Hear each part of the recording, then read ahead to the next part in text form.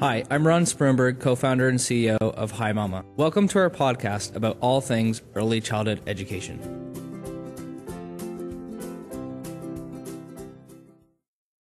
In this week's episode, we step out of the classroom setting to ponder over some bigger picture questions about childcare accessibility and affordability. We explore the question of whether affordable quality childcare can be provided for all families, regardless of circumstances, and how that can come to be through effective policies, frameworks, systems, and investment. Our guest, Don Giesbrecht, is the CEO of the Canadian Childcare Federation and was formerly president of the Manitoba Childcare Federation. He's also the father of two very active children. To learn more about how we can work together towards accessible childcare, stay tuned for this week's episode of the Preschool Podcast. Good morning, Don, and welcome to the Preschool Podcast. Thanks for coming on the show. My pleasure, Ron, and thanks for the invitation. It's our pleasure. Don, I would love for you to tell our audience a little bit more about your background and who you are and what you're doing over there at the Canadian Childcare Federation.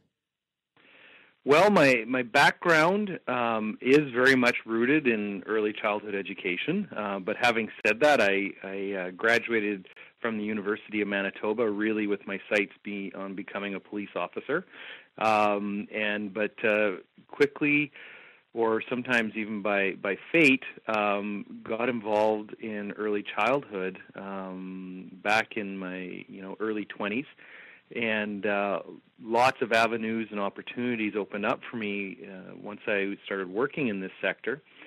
And I became a trained early childhood educator, so I actually have my certification in that, and spent a significant amount of time through my career volunteering for, firstly, the Manitoba Childcare Association, and because I was based and still am based in Winnipeg.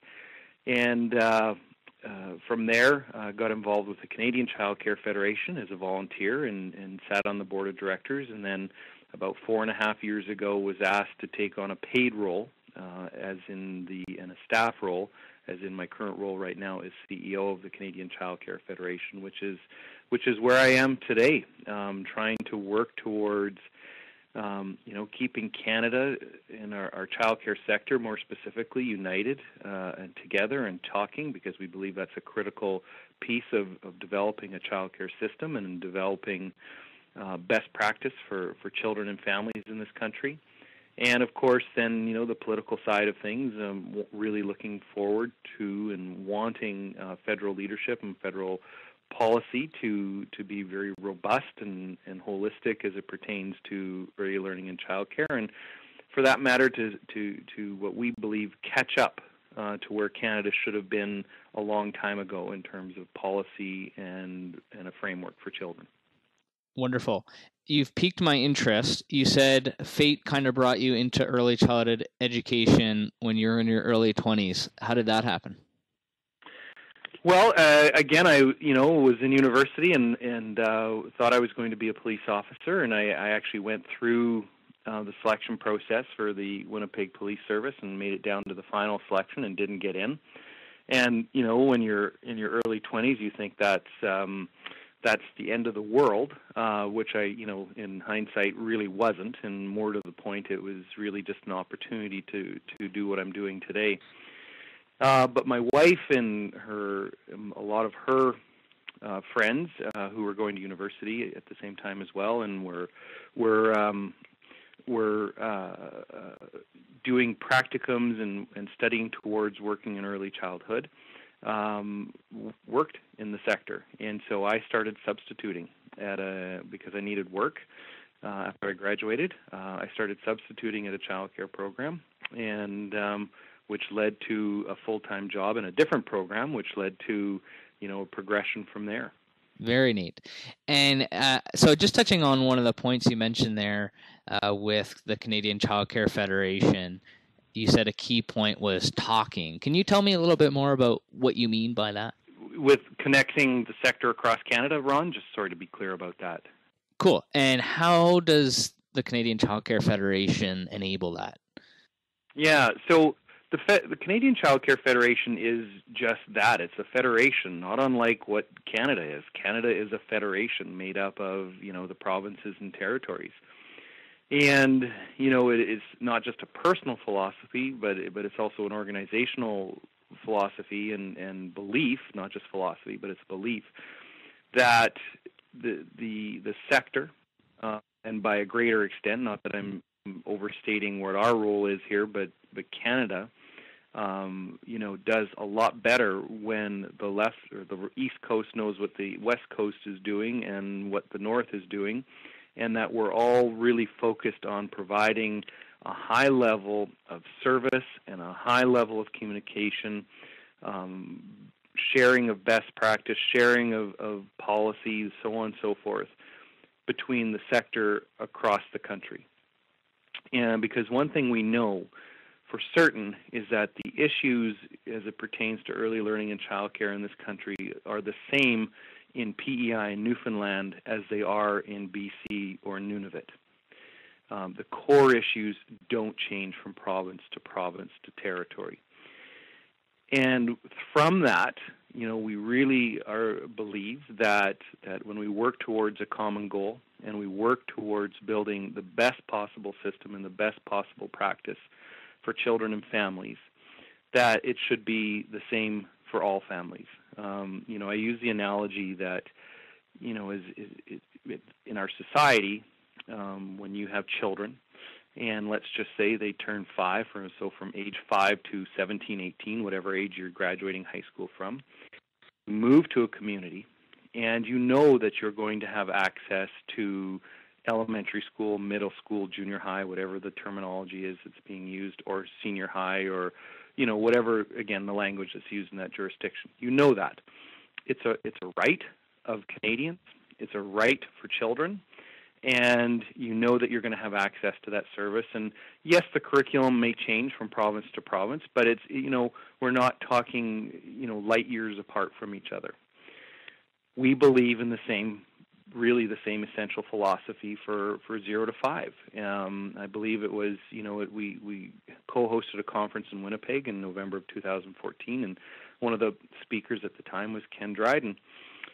And Ken, I really hung on to this, and this because it really affirms what we believe. And he says, education is a continuum. It doesn't start at age 5 and end at age 17 or 18. It starts when you're born, and it doesn't stop until you really essentially are no longer with us. And that's exactly it. So 0 to 5 is just as important as 5 to 18.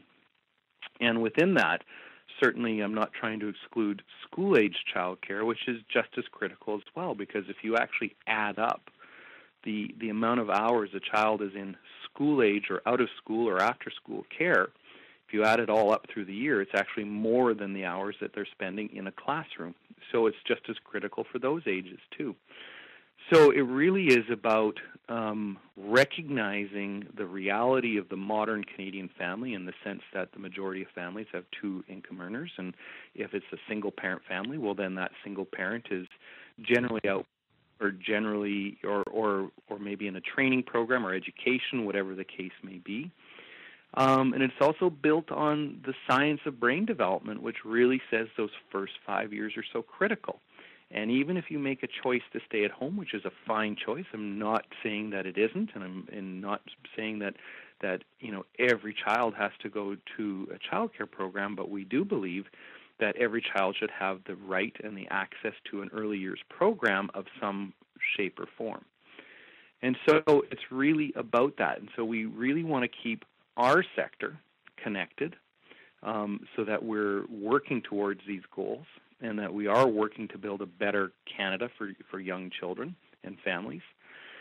And that, again, as I've said, that the right arm knows what the left arm is doing, and that we're trying to build ourselves to a common, or at least as common as possible, level of practice that families can expect in no matter what community or province or territory they live in. You talk about similar quality of childcare for all families across the country as a right for Canadians. Is there other countries or case studies where you've seen success with this type of a model? Yeah, it's so within Canada. Well, let's just start here. Yep. PEI comes the closest. PEI has very quietly gone about building a very holistic early years in childcare system, and it's if you talk to the folks there, if you talk to Sonia Hooper, who's the executive director at the Early Childhood Development Association of PEI, one of our partners, she would say it's not perfect.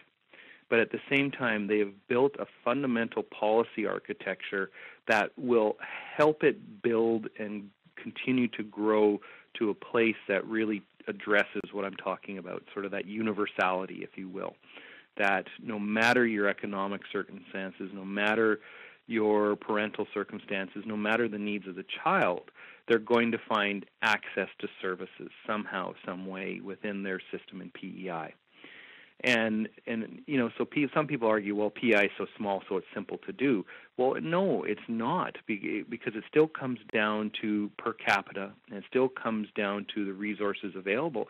And so you could also make the argument, well, because it's smaller, it doesn't have the resources to make this happen, and financial resources, human resources, whatever scope you're looking at that on.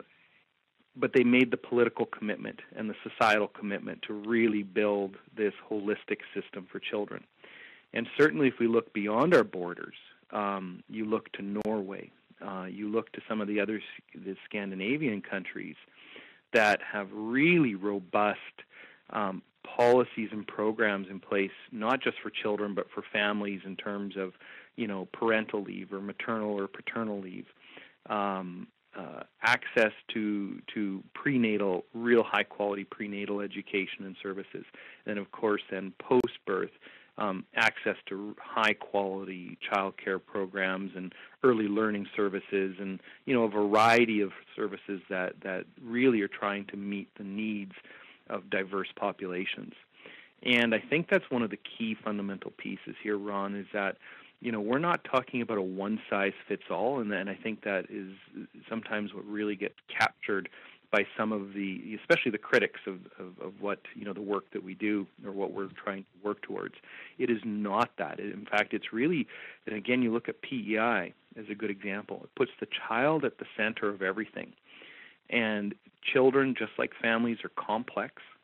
Not everybody has the same needs, and so you're really trying to build a system that checks off as many, if not all, of the boxes for that child, and by extension, their family, that are necessary. And so it's bold because we in this nation have not really looked at children from those lenses. I think it's probably safe to say that we take a bit of a Victorian stance towards children in that it's oh yeah, they're our future, but really they're not politically important because they don't vote. And your children, your problem, and we haven't evolved this thinking in this country to recognize, as I said before, the reality of families, and that families a long time ago evolved, and women especially, and I don't by any means want to discount the role of dads when I talk here, but it really focuses, quite often in this argument around the workforce participation of women. We haven't evolved to that reality because the majority of childcare in this country is hard to access, is very expensive, and quality differs from program to program, quite frankly, let alone province to province to territory. So there are examples in this world that we could really aspire to. There's examples here in Canada. Through PEI, and most recently, I'll tie in here too, Ron, was in the province of Manitoba, where in January the then government rolled out really what was the roadmap to build universal access to childcare and early learning services for all Manitoba families as well. And so there's a couple roadmaps right under our noses here in Manitoba, and while they may not be identical to what rolls out in every province, it certainly gives you the framework or the principles on which it has to be built. Got you. Now, one of the things that I really struggle with, and you touched on it a little bit, is this idea that science shows that brain development during the years 0 to 5 is super critical, and also that economically it also makes a lot of sense to place more investment in early childhood education. So I guess what I struggle with is, why is it that there continues to be this misalignment between science and research and what's actually happening out there today in terms of, I would argue, a lack of investment a lot of times in early childhood education? Yeah, and I would agree with your lack of investment comment 100%. There really has been. And I think it ties back to what I said before, and that is, this real view in Canada about the role of children, about the role of families, the sanctity of the family, that I think quite mistakenly childcare gets into a political ideology. And we saw that. We saw that very apparently in Canada from the federal standpoint over the last number of years, where, our Prime Minister at the time said, childcare system, I'll tell you childcare system, and I'm, of course, being a little bit liberal here in terms of, of what I'm saying. About what he's saying, and I don't mean liberal in the political sense, but just in terms of quoting him. The real child care experts are mom and dad, and, we don't need a system. And it's bureaucratic, and it's one size fits all, and it's costly, and, child care decisions are up to mom and dad. So clearly showed a political ideology that was not in step with what the realities of science and the realities of the economy are, and so it was frustrating. But I think that happens a lot, not just in Canada, but in the world, quite frankly. And so we have that disconnect between the reality of what parents are needing and the reality of what's available there. And I think parents have really been accepted what's, not all of them, but a lot of them have just accepted. Okay, well, this is sort of our reality. This is what's available to us, and it's, again, my children, my problem. I'm not going to expect governments of whether it be municipal, provincial, or federal to do much more than what they're doing now.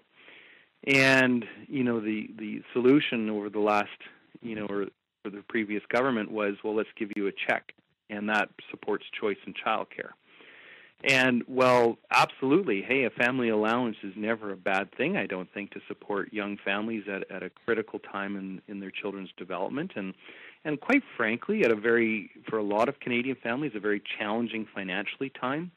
I use this analogy a lot, Ron, in that, we, especially from 0 to 5, are saying to families, here's your child care expense. It's going to be expensive. We also expect you to be contributing to society through your job and through taxation and through consumption.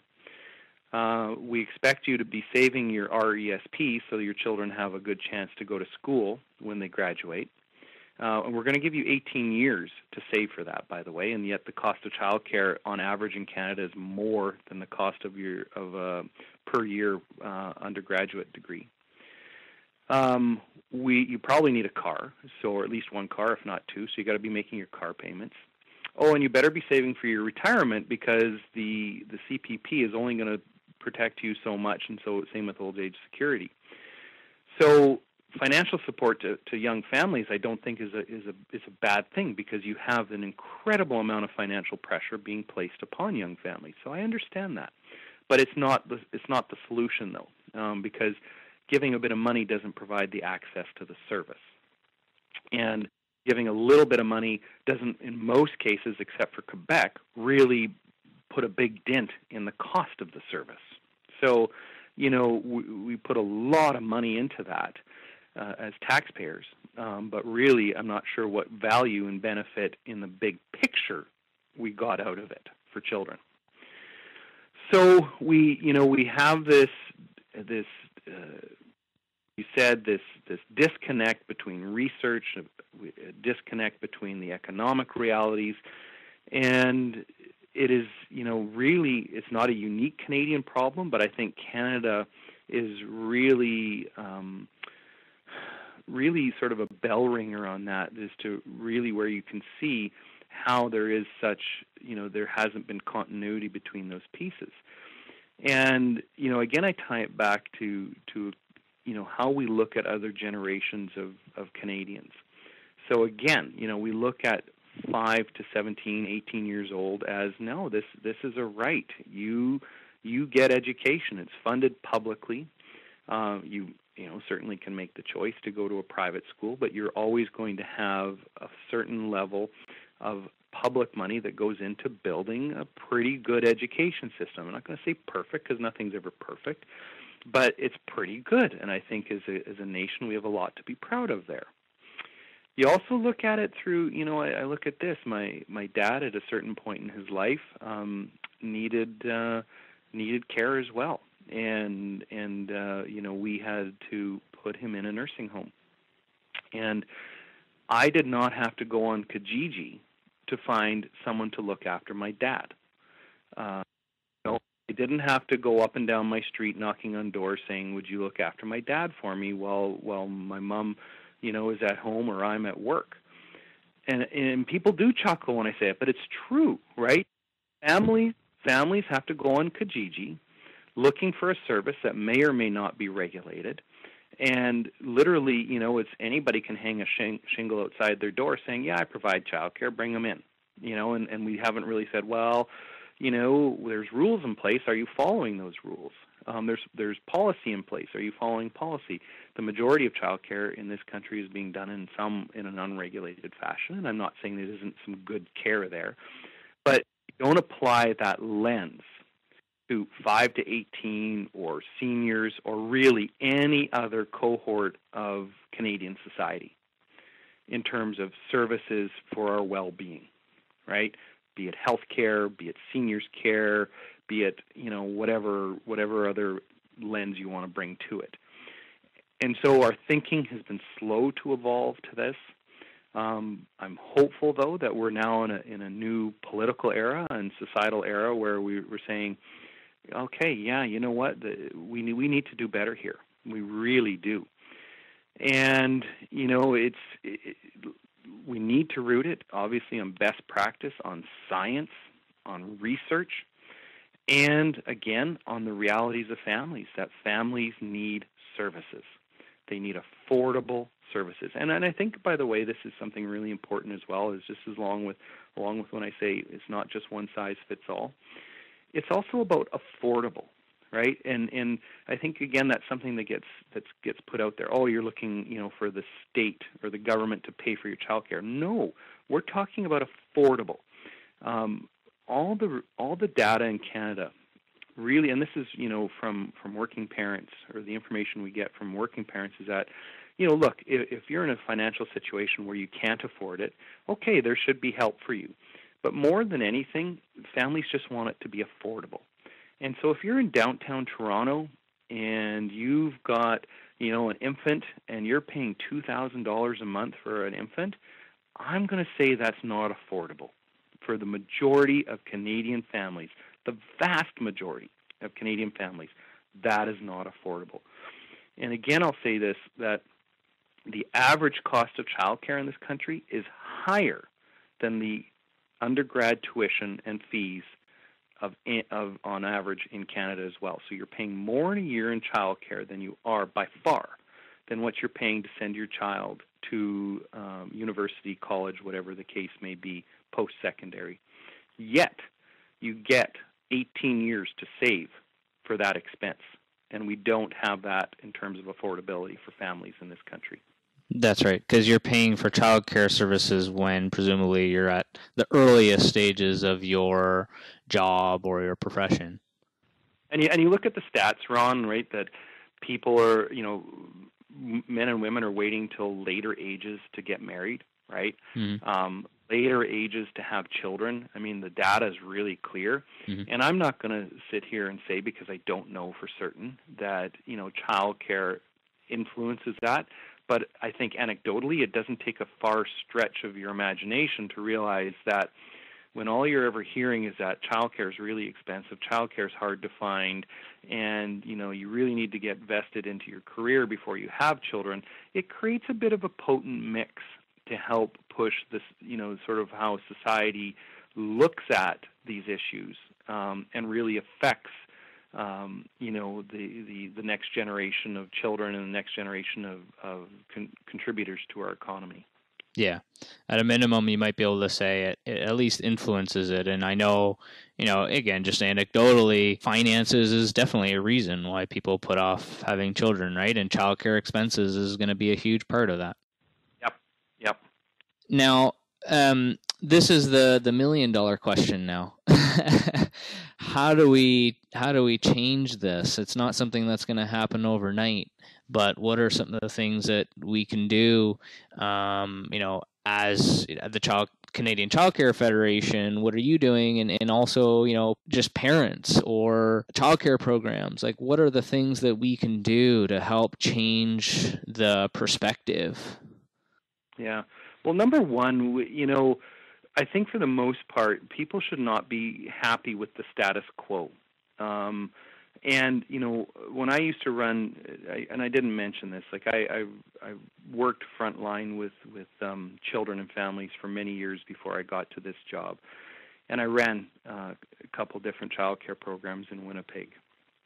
And what was really, it was nice, but on the other side of it, discouraging, was that when you called a parent up and said, "Oh, we have a space for you," by and large, the response was, "It's like winning the lottery," right? That they were just so overjoyed that their name got pulled next, and they now hopefully were going to have their childcare needs looked after.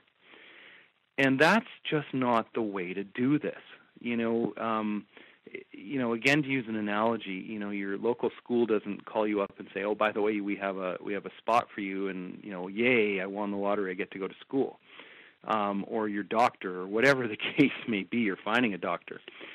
So the complacency that's there, and I think it's sort of been inherently built into the system, or more to the point, lack of systems in this country really needs to change. And, I think parents shouldn't just be happy that they have one choice.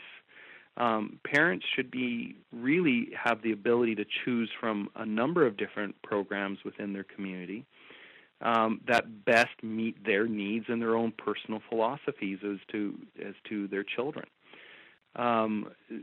So, this notion that, well, I'm going to call up, X number of places, but I'm hoping just one of them calls me back, and I'm going to have to accept whoever and whatever they do because it's my only choice. I don't think that's the way to really build a system. So there's that complacency, and then certainly from our standpoint as an organization, goes back to our wanting to keep the conversations alive in terms of policy, best practice, in terms of political direction between our partners and our affiliates from across the country is a critical piece. We know the issues that unite the sector, and as I want to say, it's great to identify the issues. Now we need to figure out the solution to that. And when the issues are virtually the same from coast to coast to coast, we need to come up with solutions that address those. And then certainly from the national point of view, we work with other national partners whose goals are also to build a really holistic early childhood system for Canadian families. And so we ourselves are not what I would call a large A advocacy organization. We certainly do a small amount of advocacy and political work based on what we think is not just we think, what we know is the science, and as you and I have talked about, the economic realities of families, and what we hear from our grassroots membership and our organizations across this country. And so it's really important that, as organizations, childcare organizations, we are engaging our provincial and federal and local politicians so that they understand the issue, and not just understand it, but we provide them with solutions and hopefully some leadership that they can use as they draft public policy and create programs across this country. And we also need then, we need strong federal leadership. I think, the evidence shows in any country in this world that has really great early learning and care policy and programs, it really stems from federal leadership. And so, that's an important piece. And I think our federal government right now is committed to creating an early learning and childcare framework. We don't know what that's going to look like yet, but I would hope that, later this year, by fall, maybe early winter, we do have a better sense of that. And that, in a perfect world, it's aspirational, and it creates a climate, be it policy as well as funding, that allows the province and territories to build really high-quality systems. And so from a federal perspective, there has to be enough money transfers to the provinces to build systems, but also that it's not a watered-down system, that in fact it's a really strong, robust system that is based on best practice, scientific evidence, and so on and so forth. So it's a multi-levered thing, building something. It doesn't happen overnight. It takes time, but we need some really fundamental building blocks or foundations there from our federal government to help move this forward. And I think you'll find willing participants in the provincial and territorial governments, that they want to build better systems. They just need a partner and some leadership from the federal government there. Makes sense. And just trying to connect the dots a little bit with what you're saying, it seems like there's actually a very close relationship between a couple of the points you made where, we want families not to be complacent with the quality of childcare that's currently available to them. And we also need strong leadership in the federal sense to drive change forward. Do you think there's also a point to be made where really at the end of the day, most people in a place of political power will act on what their constituents care about and what their constituents tell them they want progress on. And so in a way, those two are actually very closely connected. And by educating families and parents and the Canadian public at large about the importance of early childhood education, that might help to drive that change from the bottom up into government. Yeah, I think you're absolutely right. And so I think it is a fair question, to ask, or to even state, why we need parents. We need parents. We need prospective parents to really be stepping up and engaging. Now, I'm not going to be naive enough, and nobody should be just assuming just because you're a parent you're going to be comfortable with writing your MLA or your MP or engaging. That's just not real, and that doesn't matter what the issue. But at the same time, you're bang on that politicians will act and react to what they're hearing on the ground.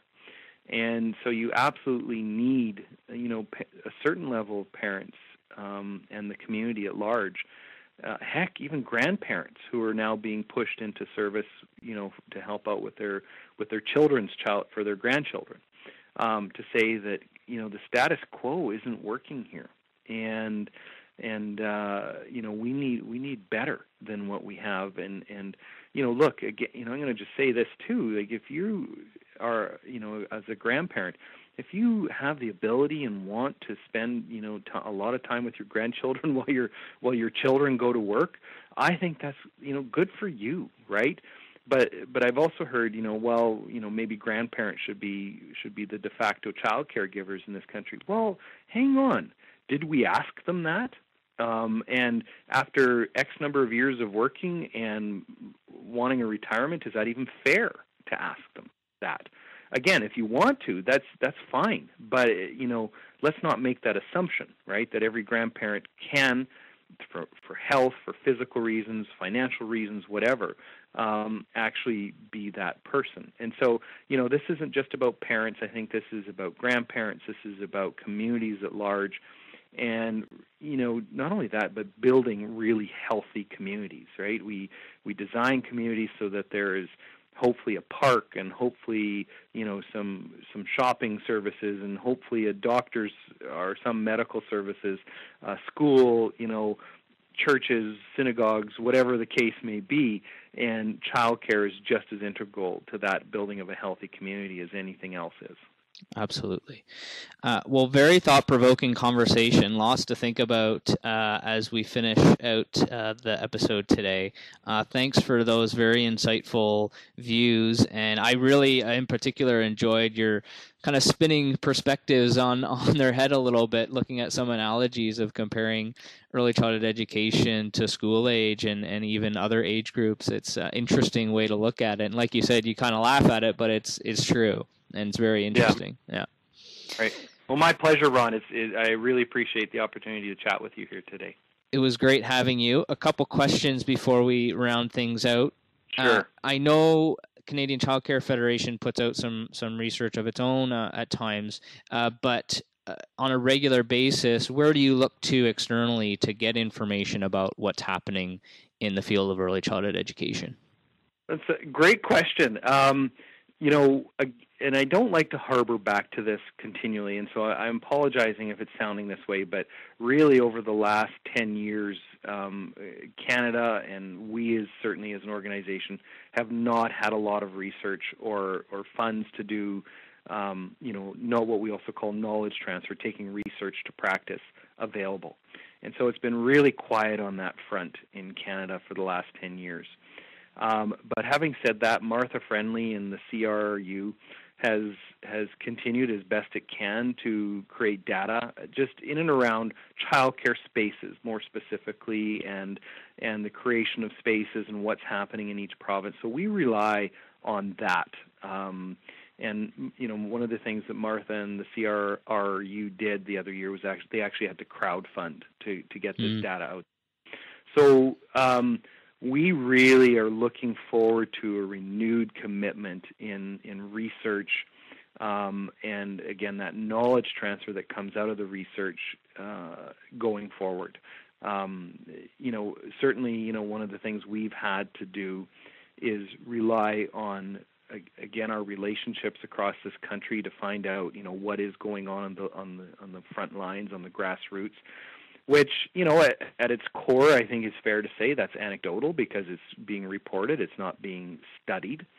And then from that, then in the absence of Canadian data, we go to what's happening internationally and, try to draw hopefully some comparisons from what we're seeing internationally to what's happening in Canada. So it's been unfortunately very quiet, and so it's really hard to say this is where we root ourselves in Canada because it's been few and far between. Yeah, and that's partially why I asked the question, because I also think knowledge transfer is super important, and I also do agree that there is limited amount of knowledge out there currently, and there could be a lot more. So trying to help our listeners find out what those resources are from people like yourself and other guests on the show. Ron, I will add this, as we get information, if people follow us on social media, that's where we're going to post it and put it out there for the sector to see. Yeah. Wonderful. And last question, what's exciting you most about early childhood education right now? I think one of the, for us, there's two things. One is after, one of the strengths of our organization traditionally has been that we have, again, connected the sector and brought people together to build leadership, to build capacity, and build information exchange. We've been doing that in a virtual world very much over the last number of years because we just couldn't afford to bring everybody together to have face-to-face contact. We were very fortunate to receive funding from the Lawson Foundation to host a meeting of our partners this September in Ottawa, which is the first time since 2008 that has happened. So that ability to reconnect our sector and build do all those things I just said is very exciting, or restart to do those things, I should say, is very exciting for us. And I should also mention too that we also receive a large amount of support from another foundation in Edmonton called the Mutart Foundation, and without their support through the last number of years, I'm not sure that the Canadian Childcare Federation would be around today. So it's really important to note that foundations in Canada have really, not just for the Canadian Childcare Federation, but for a lot of other organizations that work on children's issues and the like, have benefited from private foundations coming up and helping them keep the lights on, so to speak. And the second piece, of course, would be the federal political scene, and that is that, our minister, Jean-Yves Duclos, is leading the way in terms of building a national early learning and childcare framework. As I mentioned before, we're hoping that we start to hear something substantive coming out of that work coming up in fall, maybe early winter, in terms of what that direction is going to be and how it's going to look, and so on and so forth. And so our work with our national partners, I think is important on this, and we're all waiting for that. So there's a lot of reason to be optimistic for us right now, and to think that we're building to a much better Canada for children and families. Wonderful. So lots of work to do, but we're staying optimistic, and there's some I guess, encouraging trends. Absolutely. Yep. Awesome. Well, thanks so much for coming on the show, Don. Really appreciate your time. My pleasure, Ron. Thank you. What's your name? Michaela. Michaela. How are you? Hi. You having fun playing? Yes. It's a nice day, isn't it? Yes. Yes. What's your favorite thing to play out here? Playing monsters. You like to play monsters? Do you like the swings? Okay. What else you like to do? Play my Dora bike. Oh, with your Dora bike? Oh, okay. Do you ride fast? Yes. Yep. Okay.